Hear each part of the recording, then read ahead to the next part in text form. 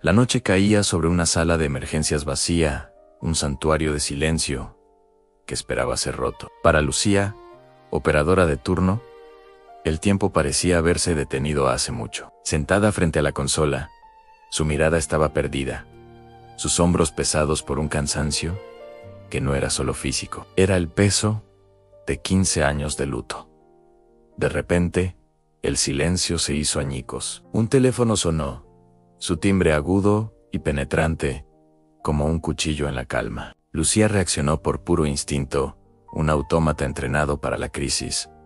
Levantó el auricular, su voz monótona y desganada. Central de emergencias. ¿Cuál es su urgencia? Del otro lado de la línea, una voz infantil, frágil y rota por el pánico, contestó entre sollozos. Mi casa se está quemando y mi mamá no se despierta. Un escalofrío recorrió la espalda de Lucía. Era una llamada como tantas otras, pero algo en el tono de ese niño le heló la sangre. Siguiendo el protocolo, preguntó por la dirección. Cuando el niño se la dio, el mundo de Lucía se detuvo. El auricular casi se le cae de la mano. Cada número, cada palabra, resonaba en su mente como una campana fúnebre. Era su antigua dirección, la casa donde creció, a la casa que se quemó. Lucía revisó la fecha en el monitor. Sus ojos se abrieron de par en la fecha. Coincidía exactamente con la noche del incendio, la noche que le arrebató a su hermano pequeño, 15 años atrás. Se ficou inmóvil, paralisada entre dos realidades. El corazón le martillaba en el pecho, un tambor desbocado contra sus costillas. Luchaba por respirar, por mantener la compostura que su trabajo exigía. Tenía que seguir el protocolo, aferrarse a la lógica. Tranquilo, pequeño Undyne, ¿cómo te llamas? Necesito saber tu nombre. La línea crepitó con estática, un sonido áspero que parecía venir de otro tiempo, y entonces, la voz del niño, apenas un susurro tembloroso, respondió. Antomasan, el aire se escapó de los pulmones de Lucía en un golpe seco. Tomasan era el nombre de su hermano. No podía ser. Tenía que ser una broma cruel, una falla en el sistema, una interferencia, un eco fantasma atrapado en los cables. Su mente racional buscaba desesperadamente una explicación lógica, pero su corazón ya sabía la verdad. El niño al otro lado del teléfono no era un desconocido. Con una voz que apenas reconocía como suya, temblorosa, pero firme, siguió preguntando. Tomás, ¿puedes describirme dónde estás? Y el niño lo hizo. Describió el papel tapiz con barcos de vela de su antigua habitación. Mencionó las cortinas amarillas que su madre había cosido. Habló del perro Rocky, que también murió esa noche. Cada detalle era una puñalada directa a los recuerdos que Lucía había intentado enterrar durante años. Cada palabra era un fantasma que salía de su tumba. El conflicto interno la estaba desgarrando. ¿Estaba perdiendo la cabeza? ¿El dolor finalmente la había quebrado? ¿O era esto algo más? ¿Una segunda oportunidad? ¿Un regalo imposible del universo para corregir el peor día de su vida? La esperanza, una emoción que creía muerta, comenzó a florecer peligrosamente en su pecho. Tenía que hacer algo. Al diablo con las reglas. Introdujo el número en el sistema para rastrear la llamada y enviar ayuda, pero la pantalla parpadeó con un mensaje rojo y frío, en línea, inexistente. Lo intentó, de nuevo mismo resultado. El sistema la bloqueaba, como si le dijera que esa llamada no podía, no debía existir, pero no podía colgar. No podía abandonar a su hermano por segunda vez. La voz de Tomás se volvió más aguda, más desesperada. El pánico se filtraba por el auricular. El fuego está en la puerta. Se acerca a mi cuarto. Por favor, ayúdame. Tengo miedo. Lucía sintió una oleada de adrenalina. Agarró la radio de la central y gritó. Su voz, rompiéndose. Necesito todas las unidades en la calle Elm número 14. Es un incendio con un menor atrapado. Repito, incendio en Elm 14. ¡Silencio! A nadie respondió, solo el zumbido estático de una radio muerta. Sus colegas la miraban con extrañeza. Para ellos, ella estaba gritándole a la nada. Nadie más escuchaba esa llamada. ¿Estaba sola en esto?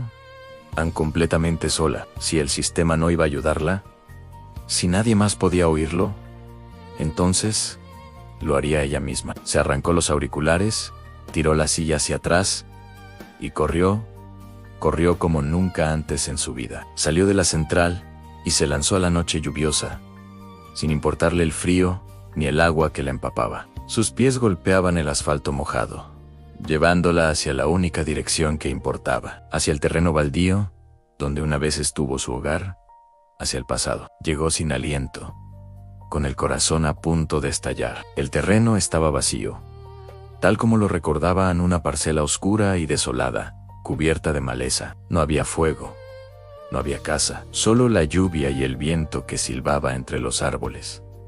La decepción la golpeó como una pared. ¿Había sido todo una alucinación? ¿Un cruel juego de su mente torturada? Estaba a punto de derrumbarse, de caer de rodillas en el barro, cuando algo cambió. Una densa neblina comenzó a levantarse del suelo, envolviéndolo todo. Y a través de esa bruma, una silueta imposible comenzó a tomar forma. Su casa estaba allí, de pie, intacta. Y desde las ventanas del segundo piso, un resplandor anaranjado parpadeaba, creciendo en intensidad a las llamas del pasado. Entonces lo escuchó, la voz de Tomás, clara como el cristal, gritando desde adentro: «Ayúdame, Lucía, ayúdame». Sin pensarlo dos veces, se lanzó hacia el porche. La puerta principal se abrió de una patada, y el calor la golpeó en la cara. El humo era denso, negro, y quemaba sus pulmones con cada bocanada. Las paredes crujían, el techo gemía bajo el peso del fuego. Era un infierno, un recuerdo hecho realidad. Guiada por los gritos de su hermano, subió las escaleras a trompicones, tropezando con escombros que no deberían estar allí. Entró en la habitación de Tomásán. El fuego lamía las paredes, y en el centro vio una pequeña sombra, una figura encogida en el suelo, temblando. «Tomás», gritó. Corrió hacia él, se arrodilló y lo tomó entre sus brazos. Sintió el peso frágil de un niño pequeño. Lo había logrado. Lo había salvado, pero cuando intentó levantarlo, ocurrió algo imposible. El cuerpo del niño se deshizo en sus manos. Se convirtió en polvo, en cenizas que se escurrieron entre sus dedos y se mezclaron con el humo. En el suelo, donde había estado su hermano, solo quedaba un objeto, un pequeño reloj de juguete.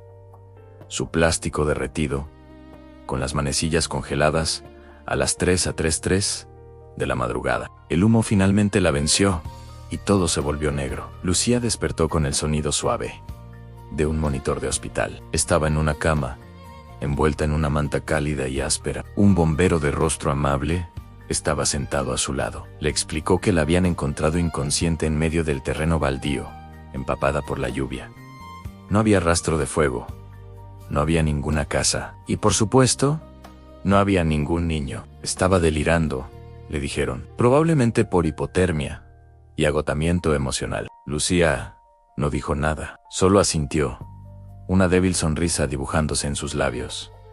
Sabía lo que había visto, sabía lo que había sentido. Lentamente, abrió la mano que había mantenido cerrada con fuerza. Allí, brillando débilmente bajo la luz del hospital, estaba el reloj de juguete derretido, la prueba de que no había sido un sueño. A kilómetros de distancia, en la solitaria central de emergencias, una nueva entrada apareció en el registro de llamadas, invisible para todos, excepto para el universo. Llamada entrante en Tomás era, origen, 15 años atrás. Estado de la llamada, han resuelta. En la cama del hospital, una lágrima rodó por la mejilla de Lucía, y luego otra, y otra más, hasta que rompió en un llanto silencioso.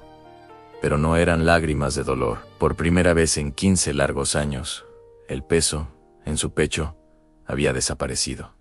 Sentía paz, en una profunda y absoluta paz. A través de las llamas del tiempo y la memoria, había logrado alcanzar a su hermano. O tal vez, solo tal vez, fue él quien finalmente la había alcanzado a ella para salvarla. A veces, el pasado no quiere ser olvidado. Solo necesita que alguien, al otro lado de la línea, escuche sus ecos, para que por fin pueda encontrar el descanso. Gracias por acompañarme en esta historia. Si te ha gustado, no olvides darle a like, suscribirte y activar la campanita para no perderte ningún relato. Nos vemos en el próximo video.